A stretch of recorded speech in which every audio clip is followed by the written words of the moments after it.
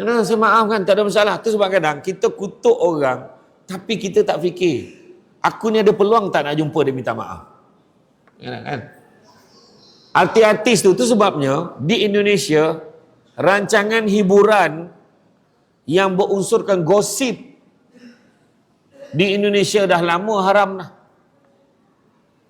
Sebab kau mempersiapkan satu ruang wadah supaya orang cari bahan untuk mengumpat orang. Yang cerita hari Ahad tu lah, yang tengah hari tu cerita pasal artis tu. Kan? Ada satu program hari Ahad cerita, panas, macam tu lah lebih kurang. Cerita pasal orang, kita pula pergi surau jumpa, kau tengok tak yang pagi tadi? Tak sangka kan? Tak sangka dia macam tu. Kita cakap kan? Mengumpat tak mengumpat? Mengumpat. Nampak tak?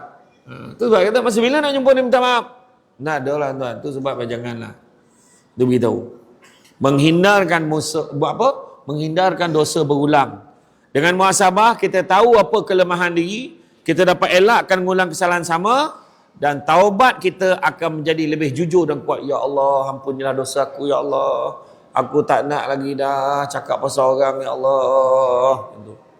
Kan? Akhirat esok tuan-tuan, kan? Bila Allah Ta'ala umumkan dengan ini, diumumkan mahkamah mahsyar dibuka. Beratur panjang depan kita ni, semua nak tuntut hak ni.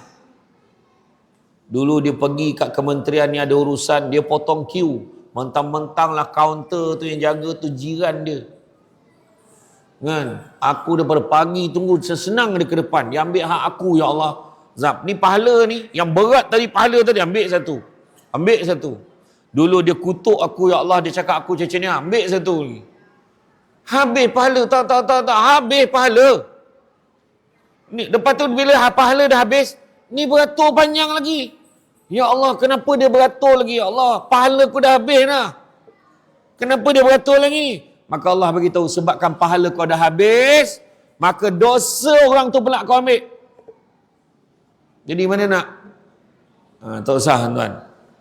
Rugi bukannya berkurang pahala, negatif. Nampak tak?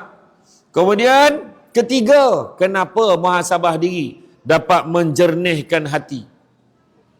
Hati yang bermuhasabah pertama akan jadi lebih tenang. Kedua, lebih dekat dengan Allah. Dan ketiga, kurang terpengaruh dengan ego dan juga nafsunya. Begitu juga dapat memperkukuhkan hubungan kita dengan Allah. Kenapa?